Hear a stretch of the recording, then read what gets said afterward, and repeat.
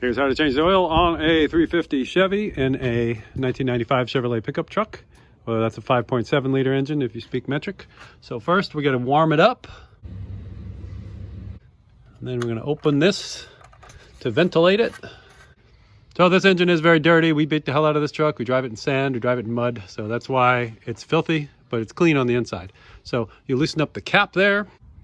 So underneath the truck, on the oil pan, you'll find an easy to get bolt, and then behind it, up high, is your oil filter. On a two-wheel drive truck, there's no front drive shaft, so it's easy, but on this truck, we're gonna have to put some cover over the front drive shaft or soak it with oil. All right, so I'm gonna get a wrench on it here.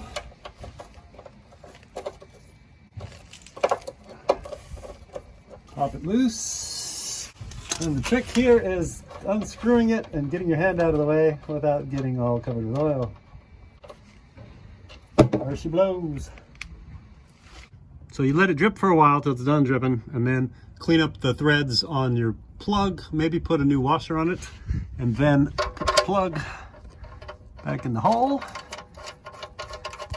And you're gonna wanna use a wrench to tighten that up to 18 foot-pounds. And that's a 3/8 inch wrench on this truck, so tighten it up to 18 foot-pounds. 3/8 inch wrench. Your truck might have a different size. I'm using the old man internal torque meter. It's about right there. It's good. And I put the plug back in before I'm gonna do the oil filter because I know my body's gonna be right under here trying to wrestle with this thing, and I don't want it dripping on my chest. You can see how tight everything is here. I've got the aluminum foil over the drive shaft so it doesn't get oil on it and make a big mess. I've managed to get an oil filter wrench onto the oil filter. You know, it's like the oil filter pliers version of the wrench. You can kind of work it, and it will come loose. This is the filter wrench that's sneaky enough to get into that tight space.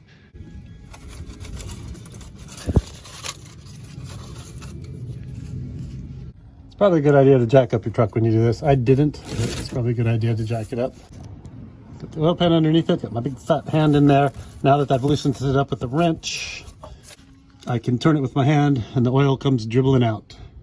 Want to from the top, it is physically possible to reach in here and get to the oil filter and unscrew it. Like that, you just heard it fall into the pan. That's a good way to do it without getting all covered with oil. You loosen it up from the bottom, then you get on the top, spin it, and it'll drop into the pan.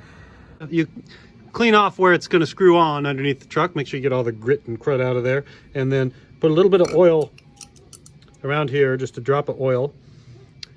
And then screw it on. Most of them say 3/4 to 1 turn. You can see that's what it says there on step 3, 3/4 to 1 turn. There's your model number if you're using a Purolator filter. If you're using a Fram filter, this is the number. My Fram is PH3980. This is for a 95 350 V8 in a Chevy pickup truck. All right, so we've kept this mostly dry, and then you should be able to hand tighten it. So I get it to where it's just starting to touch down, and then I turn it 1/4 turn, 2/4 turns. Sorry, there's not much room here for video making. 3/4 to 1 turn. So it's good and tight, not too tight. Use your muscles. There we go, and we are done down here. All right, so then you remove the cap, put in a funnel. Product placement. Now, I'm not sponsored by Valvoline, but I've found that high mileage oil lasts a lot longer. It doesn't burn as much as regular oil, so I always put high mileage in this truck and in my car too. It really stops it from using oil between oil changes.